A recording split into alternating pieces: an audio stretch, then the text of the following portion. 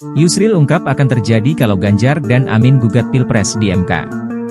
Ahli hukum tata negara, Yusril Iza Mahendra mengungkapkan sejumlah analisanya ketika nantinya pasangan calon atau paslon nomor urut 1 dan 3 melakukan gugatan pemilu ke Mahkamah Konstitusi, MK.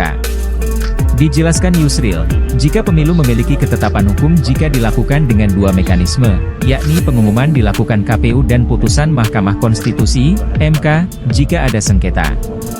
Sikap ini bisa ditempuh baik oleh pasangan calon atau paslon nomor urut 1, Amin dan paslon nomor urut 3, Ganjar Pranowo.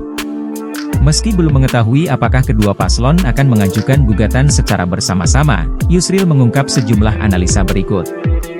1. Hak angket tidak bisa batalkan Pilpres. Dalam undang-undang memang diatur mengenai hak angket, namun hak angket tidak bisa menjadi solusi dalam perkara sengketa pemilu termasuk Pilpres. Karena hak angket sendiri tidak diatur dalam UU Pemilu sebagai bagian dari penyelesaian sengketa pemilu. Hasil pemilu itu hanya dua, yakni hasil pemilu yang diumumkan KPU, lalu jika tidak puas ke MK. Jika tidak ke MK, keputusan KPU sudah final yang waktunya hanya seminggu dan jika sudah lewat, tidak bisa diapa-apakan lagi. Itu pula yang menjadi pegangan bagi DPR pelantikan presiden dan wakilnya, jelas Yusril. 2. Angket tak jelas kapan selesainya. Hak yang melekat pada DPR ini pun dinilai tidak jelas kapan akan selesainya. Angket sifatnya umum, jika spesifik pemilu sudah ada MK. Leg spesialisnya sudah ada, yakni UU Pemilu yang menyelesaikan sengketa dengan MK, ucapnya.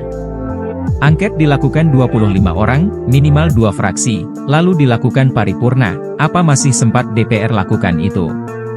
Misalnya jika sudah ada paripurna diputuskan hak angket nanti kesimpulan sifatnya rekomendasi, jika ada temuan dan pelanggaran, minta pada jaksa dan polisi, tapi angket tidak membatalkan hasil pemilu, ucap Yusril. 3. Sengketa pemilu mekanisme melalui MK. Yusril menjelaskan jika selama ini pun sudah mengetahui jika masing-masing paslon, baik paslon nomor 1 dan 3 bisa mengajukan sebagai sengketa pemilu. Saya sudah bisa memprediksi, Pak Mahfud bicara, Ganjar juga bicara mau MK. Itu sudah betul, pententum dua kemungkinan yakni membatalkan Pilpres sebagian atau membatalkan Pilpres seluruhnya, Pilpres ulang, yang ada hanya putaran kedua, yang ada Pilpres ulang sebagian, ujar Yusril menjelaskan. 4. Belum pernah ada Pilpres ulang. Dalam tahapan pemilu yang dijadwalkan KPU pun tidak mengenal jika ada Pilpres ulang, namun yang ada ialah Pilpres putaran kedua. Membatalkan, jika pilkada ada pilkada ulang, jika Pilpres tidak ada Pilpres ulang, Pilpres terulang sebagian, yang ada Pilpres putaran kedua. Mungkin nanti MK bisa putuskan Pilpres ulang, tapi bisa saja MK menciptakan pemilihan ulang jika diajukan. Tapi satu poin, mereka bisa membuktikan, terang Yusril.